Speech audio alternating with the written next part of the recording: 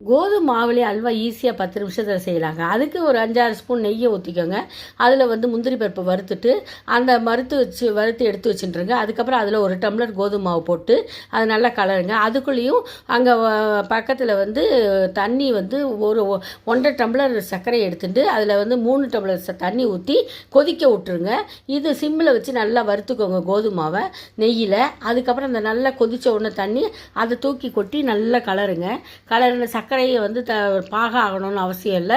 சர்க்கரை கொதிச்சா போதும். சர்க்கரையில் 1.5 டம்ளர் சர்க்கரைக்கு 3 டம்ளர் தண்ணி ஊற்றி கொதிக்க வச்சு அதை ஊற்றிடணும். கிண்டிக்கிட்டே இருக்கணும். இங்கே வந்து கேரமேட் பண்ணுறதுக்கு 5 ஸ்பூன் சர்க்கரையை வந்து நல்லா கலரிகிட்டே இருந்தீங்கன்னா அது வந்து நான் வந்து ஆரஞ்சு கலர் ஆகும் போதே எடுத்துகிட்டேன். சாரி, இன்னும் கொஞ்சம் மெரூன் ஆகணும். அப்போ தான் அல்வா வந்து அல்வா கலரில் தெரியும்.